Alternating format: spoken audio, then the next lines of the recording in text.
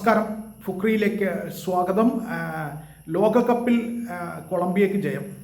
ഒരൊറ്റ ഗോളിനാണ് കൊളംബിയ ജയിച്ചത്. കോങ്കോയെയാണ് തോൽപ്പിച്ചത്. ഈ തുല്യശക്തികളുടെ പോരാട്ടമായിരുന്നു കൊളംബിയയും കോങ്കോയും തമ്മിൽ.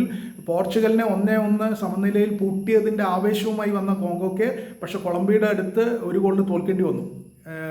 പരമാവധി അവർ പ്രതിരോധത്തിലും ആക്രമണത്തിലും ശ്രദ്ധ കേന്ദ്രീകരിച്ചെങ്കിലും ഗോളടിക്കാൻ കഴിഞ്ഞില്ല. ഇങ്ങോട്ട് വന്ന ഒരു ഗോൾ തടുക്കാനും കഴിഞ്ഞില്ല. എന്തായാലും കൊളംബിയ കളിയുടെ 76-ാമത്തെ മിനിറ്റിലാണ്, കളിയുടെ അവസാന ഘട്ടത്തിലാണ്, 76-ാമത്തെ മിനിറ്റിലാണ് കൊളംബിയ ഗോളടിച്ചത്. അവർക്ക് വേണ്ടി മുനോസ് ആണ് ഗോളടിച്ചത്.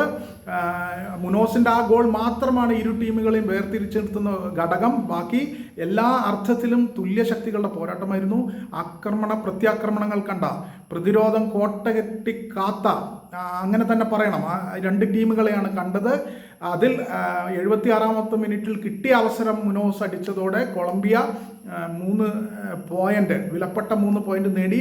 കോങ്കോയെ സംബന്ധിച്ചിടത്തോളം വലിയ തിരിച്ചടിയാണ് ഈ തോൽവി. കാരണം ആദ്യ മത്സരത്തിൽ പോർച്ചുഗലിനോട് 1-1 എന്ന സമനിലയാണ്. അതിൽ നിന്ന് കിട്ടിയ 1 പോയിന്റ് മാത്രമാണ് ഇപ്പോൾ ഇനി കോങ്കോയ്ക്കുള്ളത്. ഇനി അവർക്ക് ആശ്വാസമുള്ളത് ഇനിയുള്ള കളി ഉസ്ബെക്കിസ്ഥാനുമായിട്ടാണ് എന്നുള്ളതാണ്. ഉസ്ബെക്കിസ്ഥാനെ അവർക്ക് വലിയ ഗോൾ ശരാശരിയിൽ ജയിക്കാൻ അവർക്കെതിരെ കഴിഞ്ഞാൽ നല്ല സാധ്യതയുണ്ട് നോക്കൗട്ടിലേക്ക് എത്താൻ. എന്തായാലും കാത്തിരുന്ന് കാണാം.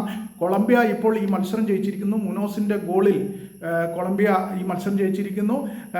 തുല്യ ശക്തികളുടെ പോരാട്ടം എന്ന് ഞാൻ പറഞ്ഞു, അത് തന്നെയാണ് സംഭവിച്ചത്. പക്ഷേ ഒരു ഗോൾ വേർതിരിച്ച് നിൽക്കുന്നു രണ്ട് ടീമുകളെയും തമ്മിൽ. അങ്ങനെ കൊളംബിയ വിലപ്പെട്ട 3 പോയിന്റ് നേടിയിരിക്കുന്നു.